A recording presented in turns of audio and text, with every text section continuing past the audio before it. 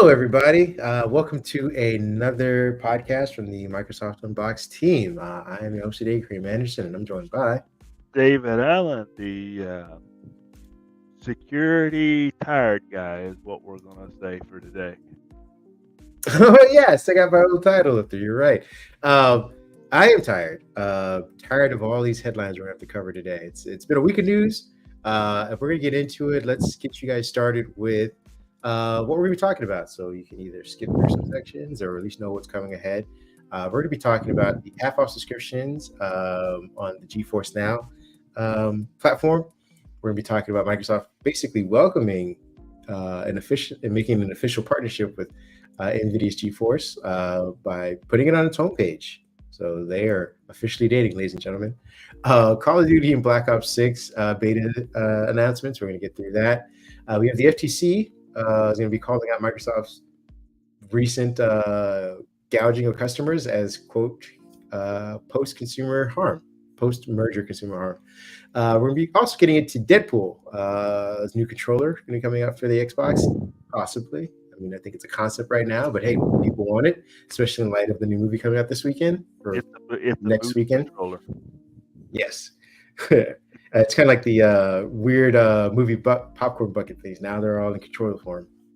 Then we'll also be talking about Microsoft stuffing ads into its search bar in the Microsoft Store. Where else Microsoft might be able to stuff some ads in Windows.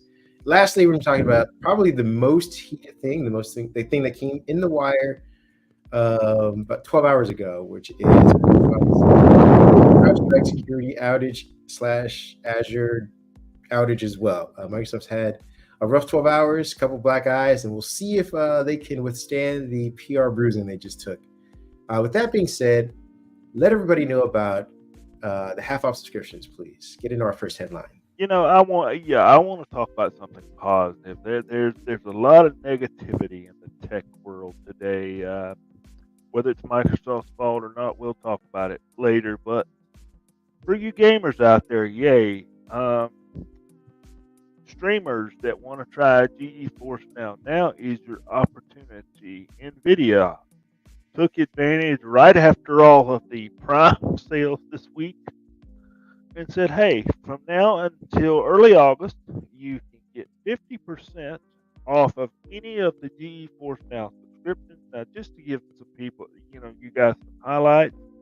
You have the priority tier, which is 50% off, and that'll get you access to the 1080p rig, the 6-hour time limit, and if you go with the ultimate tier, starting at $9.99 a month, you can get the 4K tier, 120 frames per second, if your game supports it and your monitor supports it. This is available on all of your devices. Let's see, the Android tablets, your PCs. This would be a good one for you folks with Snapdragon PCs that want to try out some gaming. Some of those have got some nice 3K screens on them. So if you've been looking to get into some online gaming, the ultimate subscription, the priority subscription, is now 50% off. The yearly rates are also 50% off.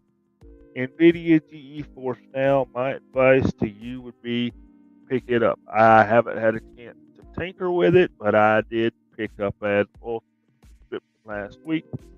So maybe this week I can put up a post or mention it during the pod next week and let you know how that's going for me. What I intend to do, I've got the Lenovo Snapdragon PC that I have to review. It has a nice 3K OLED screen on it. It is 90 hertz. I'm just going to see how things behave. I do have a nice internet connection. We'll see where this leads. On the heels of that as well, we're going to be talking about basically Microsoft promoting what you just said on their own page. Microsoft has updated its game page on Xbox.com to give players the ability to launch the selected cloud-enabled games on NVIDIA's GeForce rather than the Xbox Cloud Gaming. So they are essentially, I guess, promoting this on their page to get all those NVIDIA GeForce users, customers, just giving them an easier way to kind of access things instead of making it jump through hoops. The new choices of streaming platforms is available on the page for games like Starfield, again, where they have the play with cloud button essentially. It's kind of what they have for regular just the Xbox games, cloud gaming platform itself. So it's more seamless, more integrated. It feels like than to say like, all right, head over to this other marketplace and kind of do the exact same thing, just with more hoops to jump in and more accounts to sign up for. Again, as you remember, Microsoft has already partnered with NVIDIA to make some of the PC games available in the Microsoft Store or the Epic Game Store, and as well as Steam. But like I said, now it just seems like you can go to one place, and maybe they'll do more of this consolidation going forward. Maybe EA will have its own promotion for set amount of time. Maybe they will do a rotating carousel of accessible cloud gaming services on the one page. So if you just go to xbox.com, you may start to be able to just launch games from, like I said, EA, Activision, Steam, and other gaming marketplaces just from the one.com thing. So I think it's a welcome addition, a nice change. It seems very gamer friendly in that aspect, especially like to your point of if you're launching these games from different devices on different platforms. A lot of game consolidation, let me rephrase that, access consolidation that seems to be going on in the gaming industry as a whole. I mean, we've got the Microsoft mobile store that we're still waiting to see launch. That has been hot and heavy in the news for the last few months. We've got, the Game Pass subscriptions are moving around. We're going to talk about that here in a minute. The Activision merger. So it's a good time to be a gamer. Everybody's probably going to see something they like, something they don't, something they would rather see done a different way. But hey, it's better than keeping things the same, right? Exactly. And it's going to be even better time because we have some new dates announced. What new dates and what new game are coming that you want to talk about? Well, I do like the Call of Duty series, much like a lot of other folks out there. And Call of Duty Black Ops 6, the beta dates have been announced. This is the first time that Call of Duty has been under the Microsoft umbrella. And as we know, it is anticipated to be a day one Game Pass release. We're going to have to wait and see. But the beta dates are, let me make sure I get these right for you folks. I think early access. Yep, there's early access and open beta. Now, here's the catch. Here's where they make that dollar for you Game Pass and non-Game Pass folks. If you buy the game pre-order, you get early access August 30th through September 4th. The open beta, in which everyone can play, is September 6th through September 9th. So there is the kind of hook in for them to make the $70 for the game purchase if you want access to that early access beta window. So keep that in mind. If the $60 is not equivalent to 5 days of early access for you, you can hang on, catch the open beta September 6th through the 9th. So basically, for the Call of Duty players, if you don't have a vacation come Labor Day in early September, you've got something to do. I mean, you've got plenty to do there. So keep that in mind, and let's keep things watched. There's a few rumors in the rumor mill that some of the older Call of Duty games could be hitting Game Pass anytime now. So it's time to get ramped up for Call of Duty season. I always give each season a solid 2 hours of gameplay, and then that's when I realize that I am outclassed, outmatched, and shouldn't be doing this anymore. We're just too old. I am slow. I am tired. I don't have the finger twitch that I used to. I also don't have the aim that I thought I had. Apparently, the world has much better shooters out there. So I will be trying out each of these open things. If you guys want to catch me out there, like I said, you got 2 hours. Otherwise, I get frustrated and bored and move on to a different game. But I am looking forward to trying this out. We have some more gaming news, but this is less fun to talk about. for both us and I'm sure for Microsoft. The FTC, which has continually been trying to stop Microsoft from basking in the glory of the Activision acquisition, probably has a much better argument than when they first laid out their initial complaints. And all they had to do was wait for Microsoft to, I guess, have an unforced error, essentially. The U.S. FTC is calling out Microsoft on its recent Game Pass changes as a post-merger consumer harm. And again, I wasn't with them during their initial arguments because I thought their arguments were weak.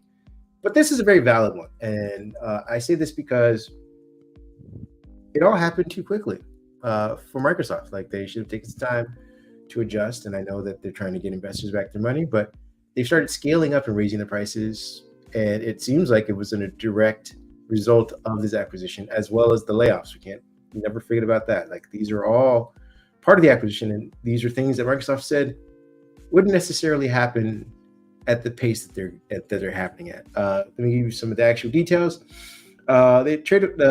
Federal Trade Commission, again FTC for short, was not happy about the upcoming Game Pass prices, along with the rest of us.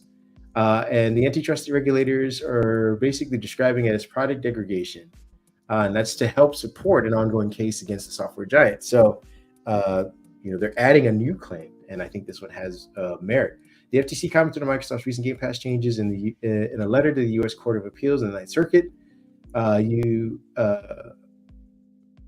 For those of us who've been following it, you obviously remember that that's kind of where they went, and they lost the injunction to have I forget what it was called. I think they lost the bid for an injunction on the deal itself to kind of pause everybody from moving forward.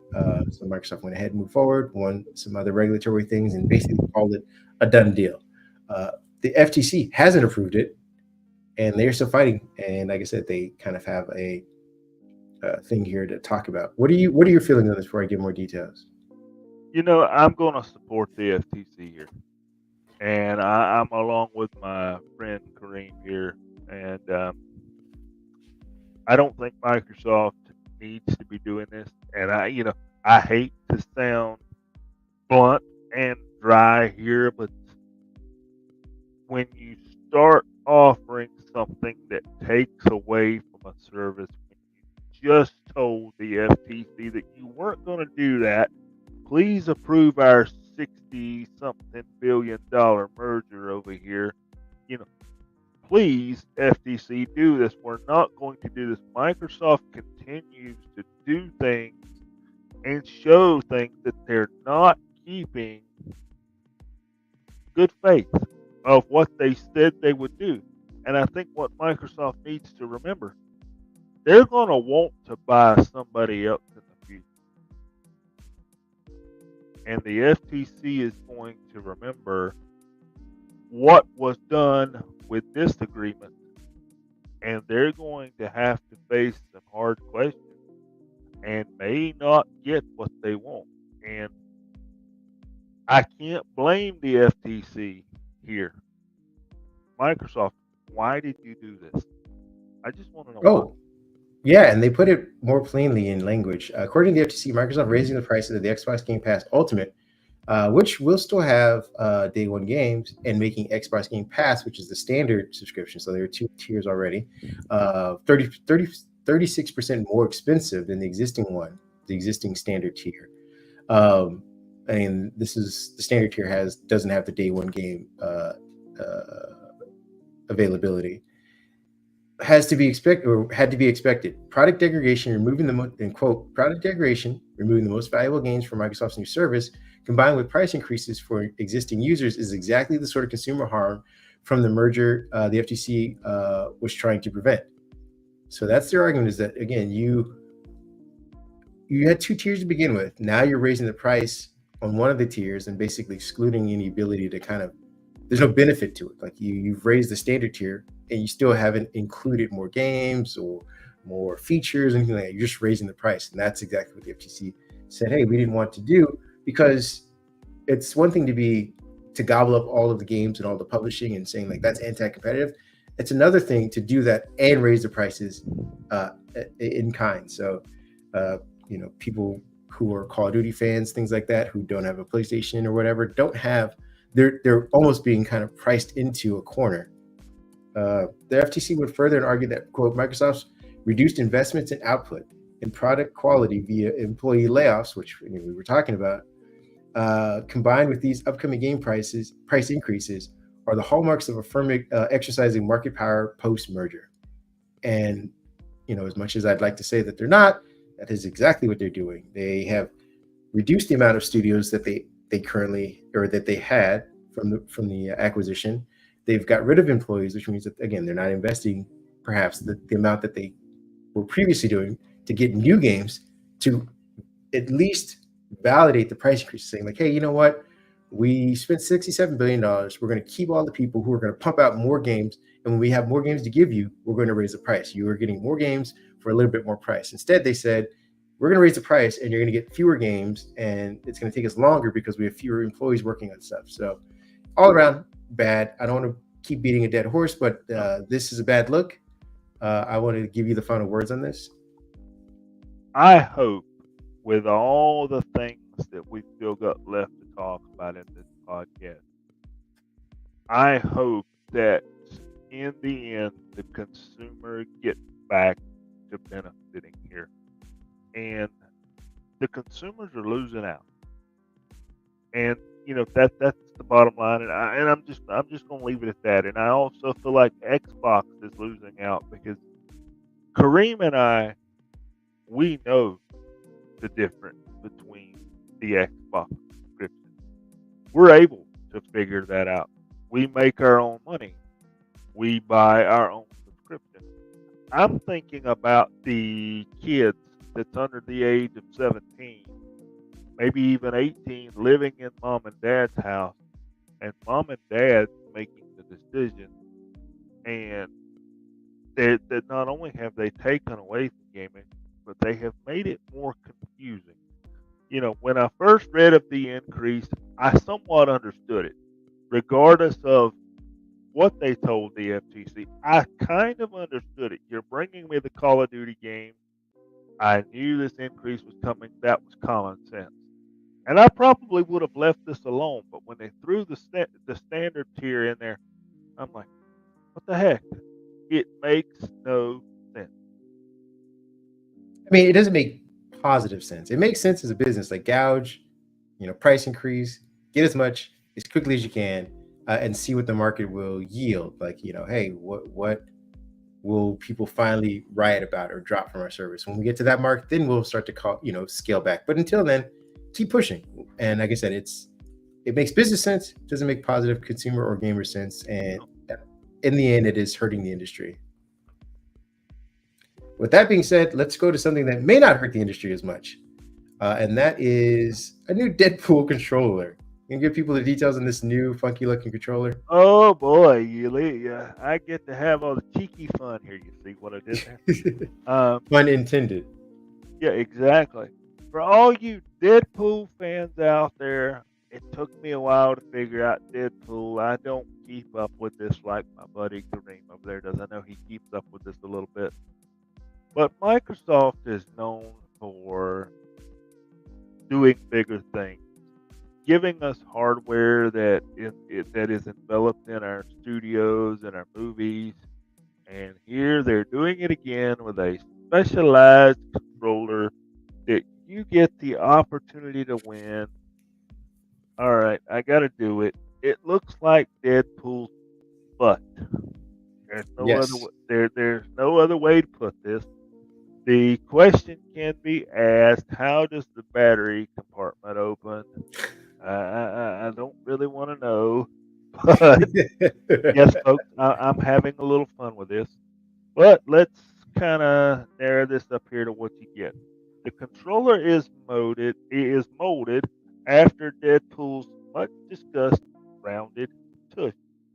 The Deadpool design controller is available for one lucky fan to enter a chance to win via a global sweepstakes with other custom Xbox hardware.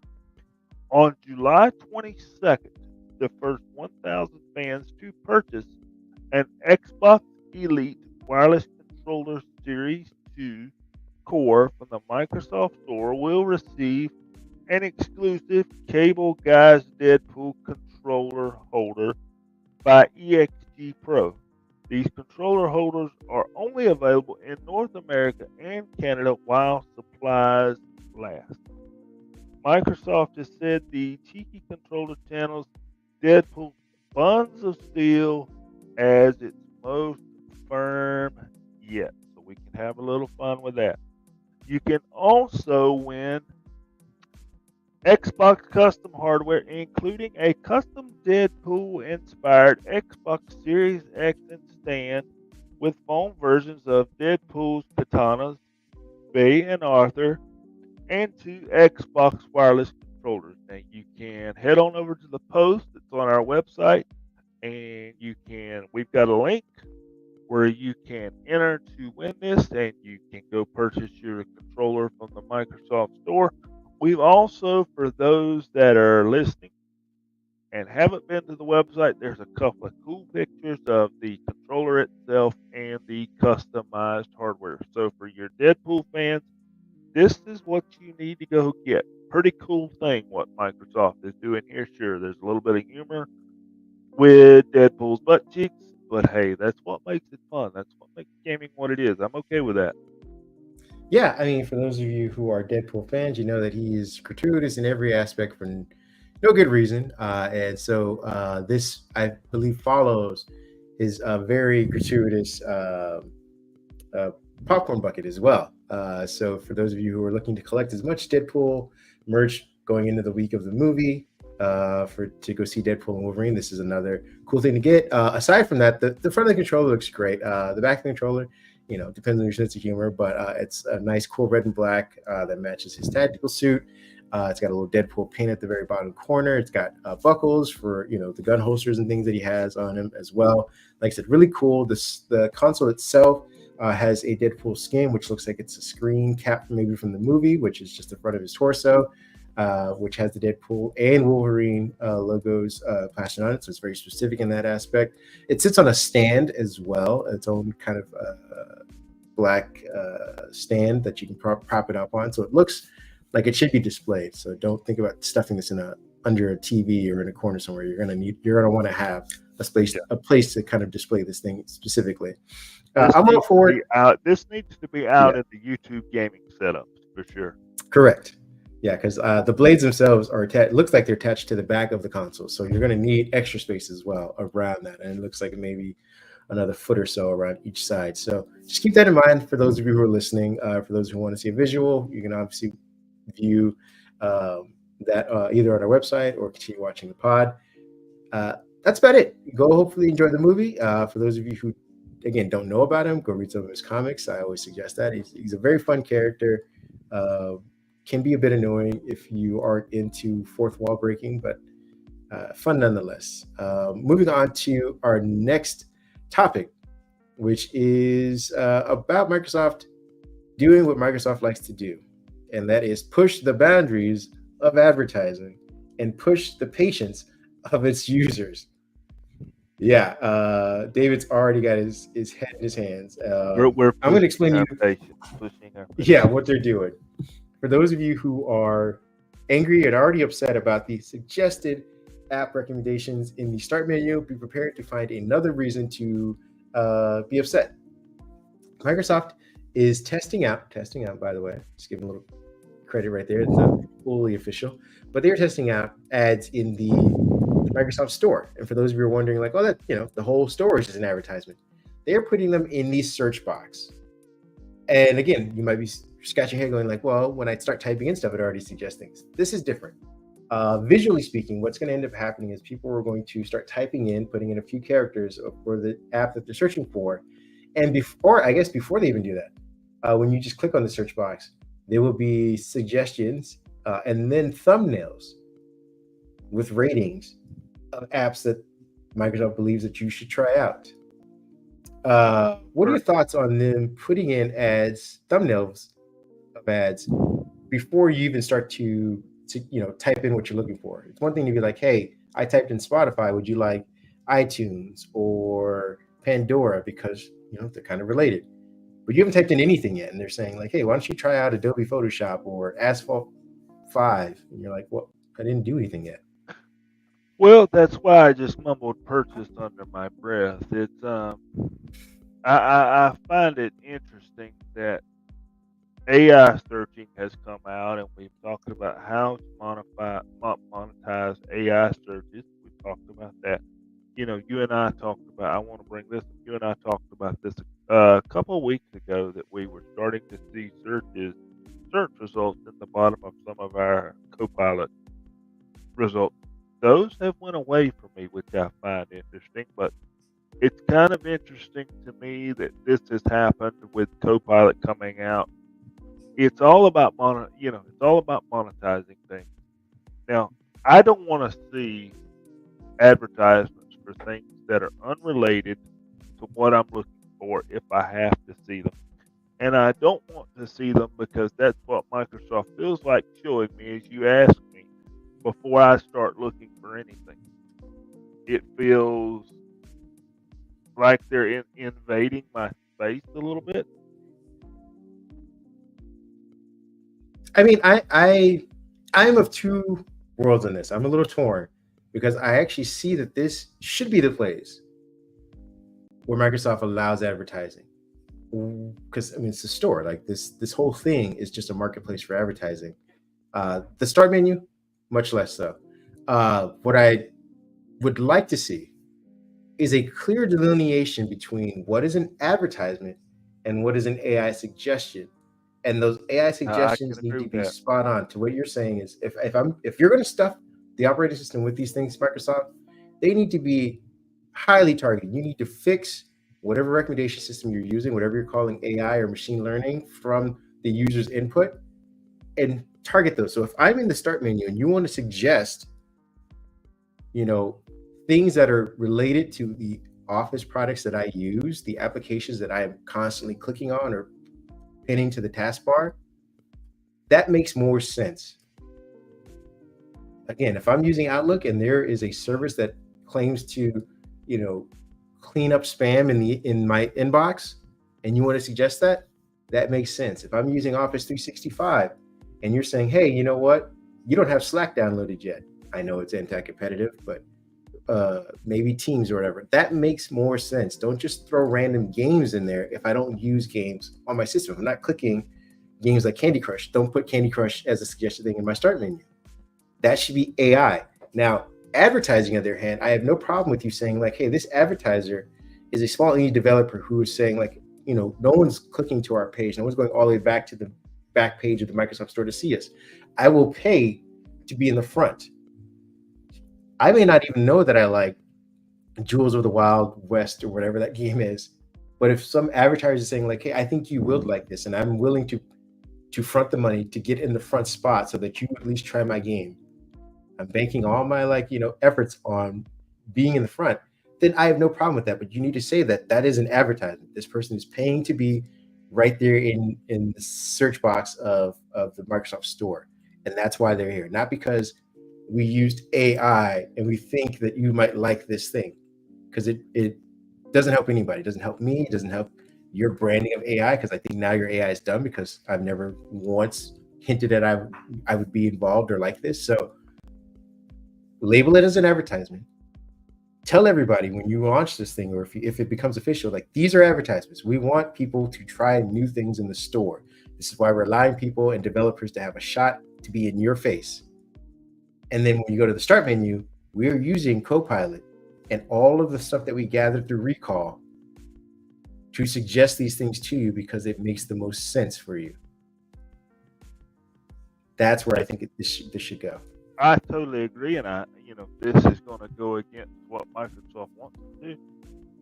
Microsoft needs to remember that it's not just consumers using Windows. There are businesses using Windows that don't want to see this at all. There you go. I feel like there should be a place where it can be turned off. Agreed. And I feel like this should be done in such a way that not only can the individual person sitting in the chair turn it off, but an administrator can go in and say, turn this off for everyone. And that way, you just don't see it during the workday and it's not distracting. Yeah, I totally agree with you. And again, this is kind of how the system they set up for the licensing that they do. Like they have a pro version, they have an enterprise version. There should be, for people who are willing to pay that, you don't even have to, necessarily have them opt out. They have to opt in if they're getting the enterprise Yep, version of, I'm Windows. even for that. But I do understand that a lot of people, your smaller and even some of your mid-sized businesses don't go for that pro version. They just buy their PCs from, Oh yeah, the and to your point, I think those people, Microsoft's saying that these people help subsidize the cost of developing Windows, then yeah, it's an opt-out program. I think again for the enterprise who are already paying that heavy licensing price, and for manufacturers who buy those licenses to shell out on devices, that should be an opt-in for them. Like if a right. I ThinkPad agree.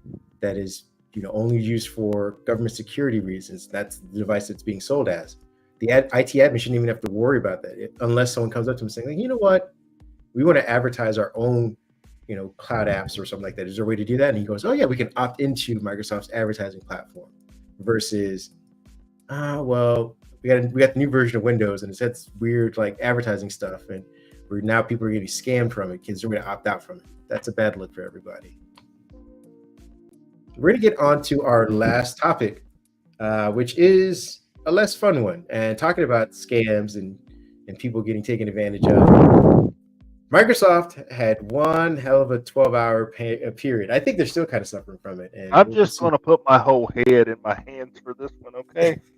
Well, you would be joining the cacophony of people who did that exact same thing starting at around, I don't know, 9 o'clock last night. But Yeah. Microsoft was handed, and this is my title of it, massive fails as CrowdStrike update crashes Windows devices worldwide following a separate Azure outage. Like it wasn't just, hey, CrowdStrike came in and knocked us on our feet. It was Azure tripped us and crowdsourced kicked us in the face. This is basically what ended up happening. For those of you who are less affected by this, or maybe not affected at all, maybe you're a Mac user who happens to listen to us. Good for you. Same thing for a Linux user. But for a lot of Windows users across the world, they woke up to blue screens of death. And we were hoping that that'd be a thing of the past, even when Microsoft decided to change the color to green. But no, the old BSOD phrase is popping up as search terms across Google and Bing right now because, like I said, worldwide people woke up to this. And this is part of a thing that happened when I believe CrowdStrike, which is a cybersecurity systems producer, pushed out an update. And I believe a lot of companies use CrowdStrike as a preventative measure. And what this thing does is it ties into the kernel of Windows in order to give deep ties and more security flexibility for people to kind of manage their own securities in a certain way. But either way, whatever this update was, it triggered a boot sequence that basically left a lot of devices, both remotely and on premise, with blue screens of death. Now, again, we'll get into some more details about that, but this follows what Microsoft separately had, which was an Azure outage. Now, we don't know if one caused the other or vice versa, but at around, I believe, 5:30, 5 o'clock, 6 o'clock Eastern time yesterday, people started experiencing Azure outages, which means, again, you weren't able to really play around with your email exchange, anything tied to OneDrive. Most of Microsoft's cloud services were down. They were down for a while, a few hours at least. And then again, to compound things, the update from CrowdStrike took out even more systems. And again, these are systems that span not just enterprise businesses like government or whatnot. This took out the FAA. Essentially, had to ground most flights because their systems run on Windows, and they were also a customer of CrowdStrike. Supermarkets, banks, automotive manufacturers, schools, obviously government facilities that were also using the same sort of setup. Just to kind of give you a scope of this, CrowdStrike services roughly 29,000 customers across the world, and about, I think, 500 or more of them are Fortune 1000 businesses. So we're not talking like, oh, here's the mom and pop that they're down for a few hours, they can't write you up certain things. This was so bad that people had to, like I said, they were issuing um, passports and things via paper because the systems wouldn't validate or confirm people's ability to kind of travel back and forth through states. That's what I'm saying as far as security is going. You couldn't do grocery shopping for if you were doing anything online. Some of the stores, point of sales devices were all down or on the fritz. It was pretty bad. Now you deal in security. What were you hearing on your end?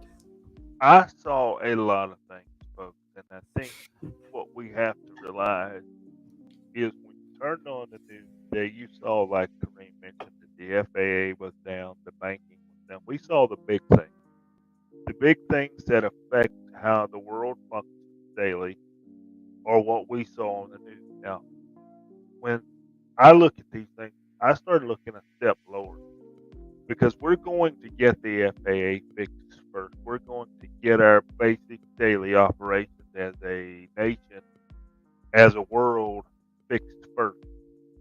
When you start looking below that, businesses, small businesses, look at your social media posts. They're not able to work today because they can't get into their PC. Or if they can get into their PC, part of the 365 business is not working correctly, so they can't sign into Teams. They can't check their email. There are many things broken below that. Last night when some of this started, you started to notice that something was wrong because I see networks daily. I started seeing more alerts for things that I normally don't see. I started seeing more probes for things that I normally don't see, which let me know that somewhere something was happening because Yes. tools that this company would normally stop or would block were now able to communicate. And when those things start communicating, it's a slinky type reaction. When you put a slinky at the top of the stairs, you bump it and it goes to the next stair, it goes to the next stair, it goes to the next stair till you get to the bottom. That's kind of what this turned into when it first started. You saw a few things that made you curious. Then you started seeing something get impacted. Then you started seeing something else get impacted. And as we saw in the headlines this morning, this was being called the largest cyber outage, cyber attack, call it what pick your title here, that we have seen. And I'm not seeing enough concern, at least publicly, from Microsoft about it. The CloudStrike CEO who was on the Today Show this morning apologizing, and he said, it's going to be some time. He didn't give a frame. He said some time before services return to normal. And, I believe you put this post up on the site this morning. While you were writing the post, Microsoft put out a blog post on what some of the fixes are. And I'm going to cut it here, but what we have to understand is companies lost billions of dollars today. And Microsoft is going to have to answer for that. They can say, as we talked about off mic, we just provide the update. What do you expect us to do? And I think the FTC, to bring them up yet one more time in this podcast, they're going to look at Microsoft and it's going to be a compounding effect. Look, you said this, you did this. You said this, you did this. Now you have caused worldwide issues that have affected billions of dollars of business. And I think it's going to be like going to the principal's office in school. They're going to have to answer for this. And I think maybe even before the year's out, we're going to start seeing some changes as to how some of this stuff is done, how business takes place. Because Sure, when your bank comes back online, you're happy, you're less worried. I understand that. When you can go to work tomorrow, you're happy, you're less worried. Your boss can finally put the money in the bank. I understand that. But our allies were watching what was happening. Our foes are also watching what was happening. And in the climate of today's world, there's a bigger picture here. Look what happened when Microsoft had this itty bitty little problem of a bad update. Now put that in somebody's hands that wants to cause you a problem. Where does that lead us? Those are the things we have to be aware of. Because what if you wake up tomorrow morning and I can't talk to my buddy Kareem here because Teams doesn't work? Well, that's fine. I'll pick up my cell phone. I'll give him a call. Oh, wait. My cell phone doesn't work. When people stop communicating, panic ensues. And you've got to be aware of that. I agree. I do want to clarify a few things, though. I want to make sure our audience is fully educated when they go to have this discussion with folks, throughout the weekend or not. Is that this wasn't a Microsoft update. This wasn't a Windows update. This was a third-party CrowdStrike, right, which is cybersecurity, which has been granted because they are cybersecurity and they work with Microsoft. Their, I believe it's Falcon Sensor platform, was given kernel level driver access. So it's a third party service that is implemented or bought by organizations across the world. So Microsoft provides the operating system, Windows, and then these other companies, organizations, the FAA, government run companies, things like that, they all go out and get service from CrowdStrike in order to be protected via your cyber coverage.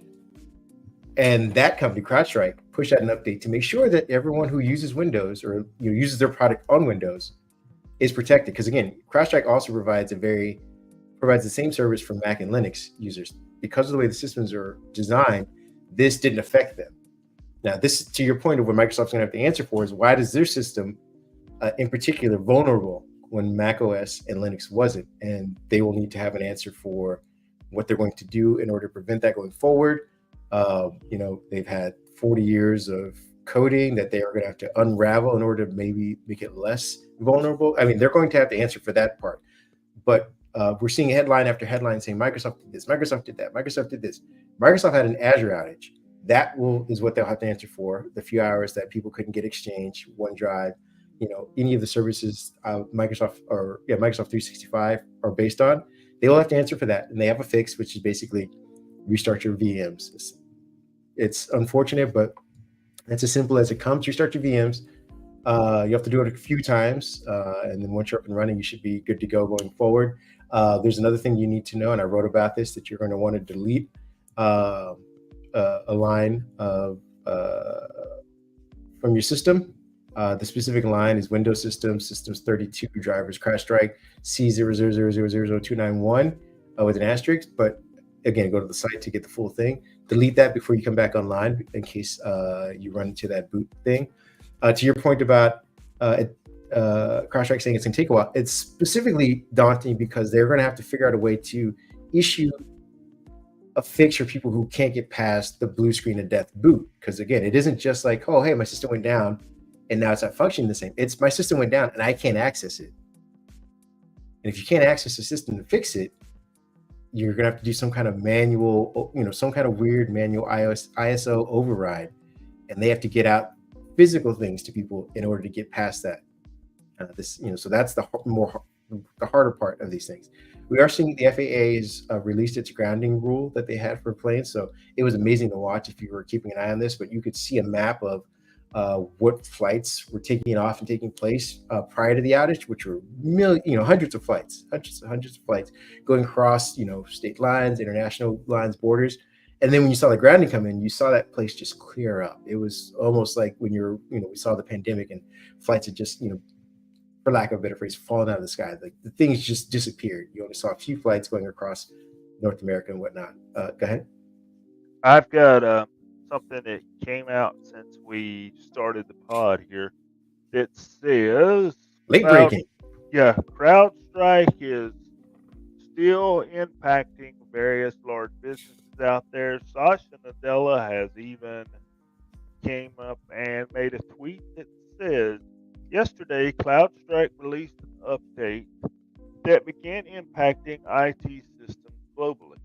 We are aware of this issue and are working with CloudStrike and across the industry to provide customers technical guidance, support, and safety in bringing their systems back online.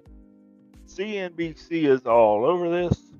The UK National Health Service has also reported that they are impacted and the National Health Service is down. Delivery services such as Federal Express and UPS are still experiencing issues according to what I'm reading here. And this did come from CNBC and from our good buddies over at neowin.net. I want to make sure they get credit here, but it looks like a lot of things that we need are functioning. Even FedEx says and UPS says a lot of the packages scheduled for delivery today probably will be delayed. So if you had a big Amazon Prime Day, I'm sure they're a little slow too. So if you had a big, day this week with the new phones coming out and all the deals everybody was running for Black Friday in July to counteract Amazon Prime Day, you might have to wait a little longer for those packages, folks. Yeah, and to this point, because of this, I believe CrowdStrike has lost about 20% of its stock value, which is equivalent to about $16 billion worth of stock evaluation.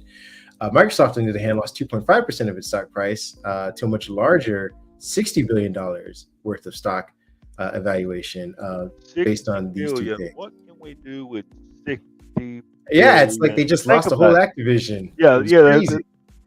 And it was, again, through no fault directly of their own. Now, again, Windows is their product and they will have to answer for it. And this is what I ended my piece with saying, and in kind of this conversation with saying, is that beyond the financial hit that they took and the fixes they're going to need to do, they're taking a more branding hit, and especially at a time when they shouldn't be doing it, because this is technically, while it's not a hack or an attack, this is emblematic of the security that Windows users are prone to having.